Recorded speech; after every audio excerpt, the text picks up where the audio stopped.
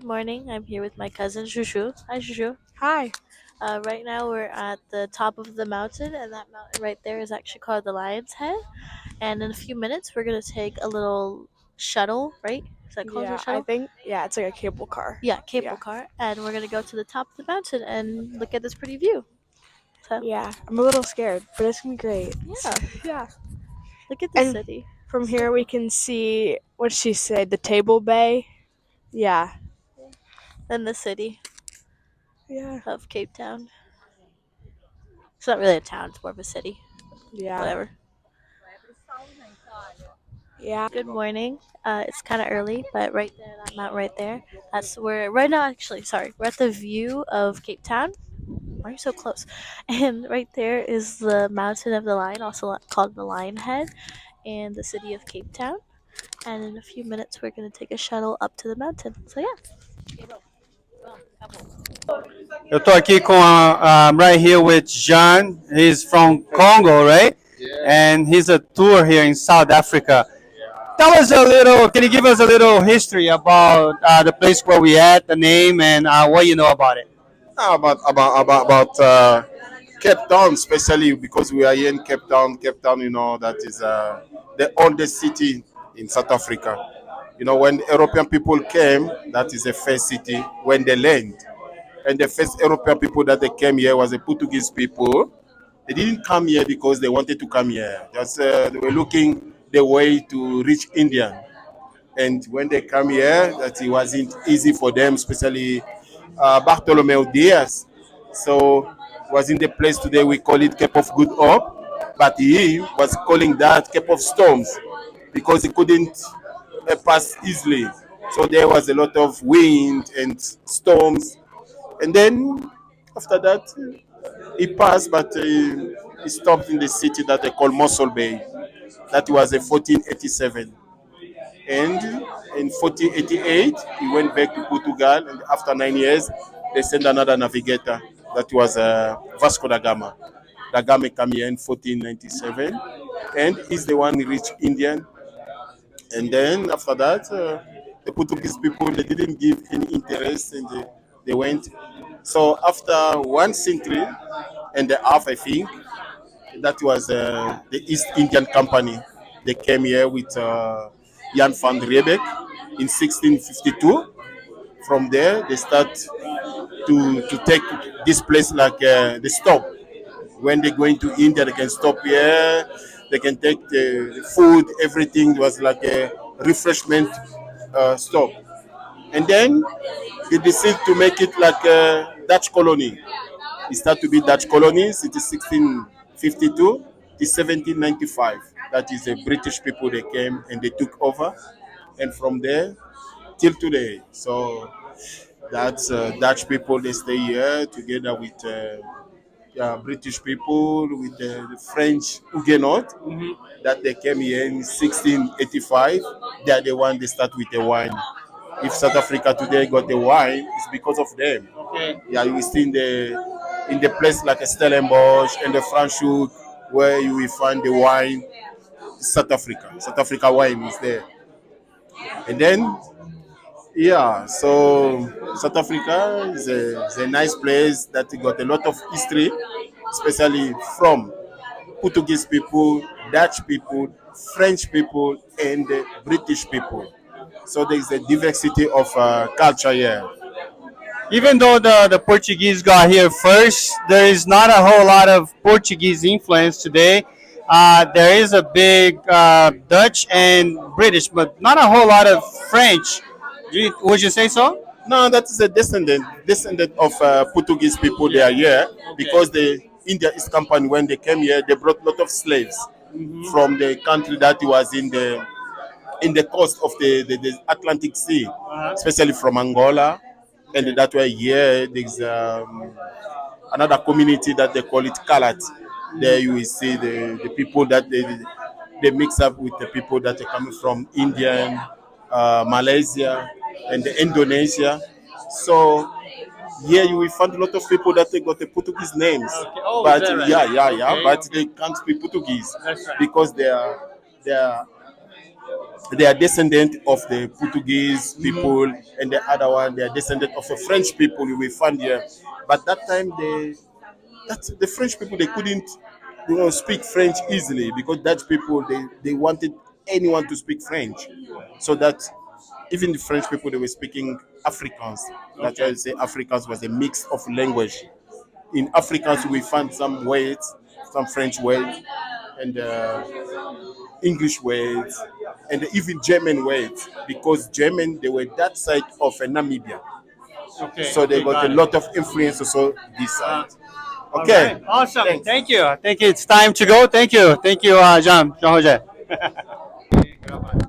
Okay, so we're here at Cape Cape de Hope, Cape of Good Hope, and we're like at the top of this giant like rock cliff thing. And if you look down there, there's just like ocean all around us. But the coolest part about this is that if you look over there, the water's like lighter and it's more clear. That's the Atlantic Ocean, and more over here is the Indian Ocean, and that you can tell by its dark color, and it goes all the way across. And yeah, it's pretty cool. The ocean's very mad right now, as you can see. It's very choppy outside, but this is an amazing spot. So yeah, Geographically, where is the Cape of Good Hope? It's on the tip of Africa, right? yeah, it's at the very bottom. We're at like the southest we can go of the Earth. So like, Africa, right? yes, Right on. yeah. Fantastic. Thank you. Okay, we're on our way to the wine country. What's the name of the town we're going to, Jean? Now we're going to Franschhoek now. So Franschhoek is about 30 minutes from Cape Town. We're on the road right now, and just like a little quick, in less than a minute, just tell me a little bit about the town itself. Now Franschhoek, a long time ago, Franschhoek, the name it was Elephant Shoek because it was the place that the people they found a lot of elephants. So in 1685, when the French Huguenot came here in South Africa, and there was a governor with the name of Simon van Stel. Simon van Stel just gave them the place, the land to stay. And that land, they call it Franschhoek. That is mean French corner. And they are the one they start with the wine. You know, wine is a French, like they say. They start to do a lot of wine here. Nowadays, South Africa is in 7th position. So after France, Italy, Spain, US, Australia, Argentina, and South Africa. And you know, when we're talking about South Africa wine, we're talking about Pinotage. That is a mix of Pinot Noir with Hermitage. Yeah, because that is the professor Abraham Pinot. He took the DNA of Pinot Noir and the Hermitage. That is make it one grape. That is a Pinot Tage. So South Africa today is one of the best country that is producing wine. We're going to Franschhoek right now, and after Franschhoek, we come back to Stellenbosch. Stellenbosch, the meaning of Stellenbosch is the bush of Mr. Simon van Stel, because there him was first the governor of Cape Colony. You know, Cape Colony, that time Cape Town was like Cape Colony, they were calling that. And it was that side for him, so like the city was becoming a lot of people. He wanted to go a little bit far from the city, and he came this side that was no one was here. He's the first person that started to stay here in this area. And most of the people when they come there to the city, they're looking for the governor. Where's Mr. Stel? And the answer was a Stel and Bosch. That is Afrikaans. Afrikaans, you know, that is the mix of language: Dutch, German, French, and the English as well.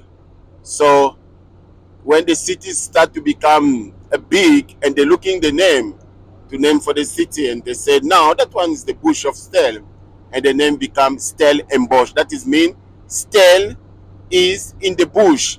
So we come back in that place. That is like the capital of wine here in South Africa. in South Africa. That's Stellenbosch. It's like a California when we're talking about wine in US.